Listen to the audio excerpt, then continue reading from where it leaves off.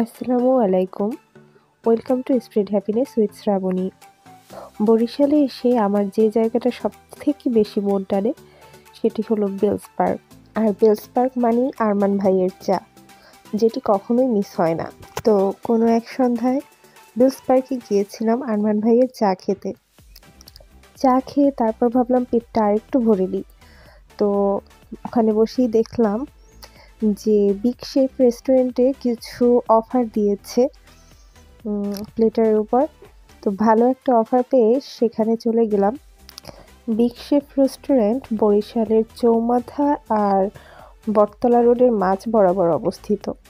তো খাবার নিয়ে আমি কখনোই ব্যাড রিভিউ করতে চাই না।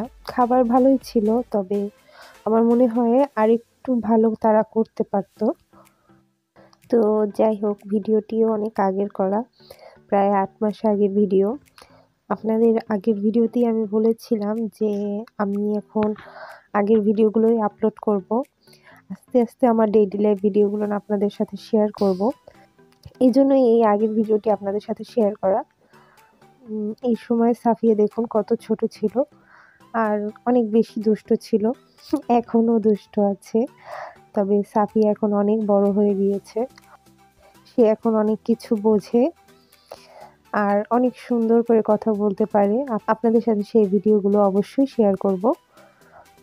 তবে আস্তে আস্তে ভিডিও আপাতত যেগুলো জমা হয়ে আছে আগে সেগুলো আপলোড করে তারপরে আস্তে আস্তে ডেইলি লাইফ ভিডিওগুলো আপলোড করব। সাফিয়ার আব্বু চলে যাওয়ার পর থেকে আমি এখন বরিশালে আমার শ্বশুরবাড়িতেই থাকি, তবে মাঝে মাঝে বাপের বাড়ি যাই ঢাকায়। আসলে আমার বাপের বাড়ি বরগুনা, আপনারা সবাই জানেন। তবে আমার মা আর ভাই ঢাকা শিফট করেছে ৬ মাস হলো। তো এখন ধরতে গেলে ঢাকাই আমার বাপের বাড়ি, কারণ বরগুনা বেশি একটা যাওয়া হয় না, গেলে ঢাকায় যাওয়া হয়। তো যাই হোক, এই প্লেটারটা অর্ডার করেছিলাম, তবে খাবারের স্বাদটা একটু ভালো হলে হয়তো ভালো হতো। তো যাই হোক, সাফিয়ার সেদিন খুবই পেটে ক্ষুধা ছিল, তাই সে আমার দিকে তাকিয়ে তাকিয়ে দেখছিল। তো তারপরে আমি এক টুকরা মাংস ওর মুখে দিয়েছিলাম। প্রাইসের তুলনায় খাবারের পরিমাণ অনেক বেশিই ছিল। বরিশালে গিয়ে আসলে আমাদের অনেক বেশি ঘোরাঘুরি করা হয়েছিল। খুবই সুন্দর কিছু সময় কাটিয়েছি আমরা। জানি না আবার কবে সাফিয়ার আব্বু আসবে আর আমরা এভাবে ঘুরবো। আই উইশ এই কষ্টের সময়টা যেন খুব তাড়াতাড়ি কেটে যায়।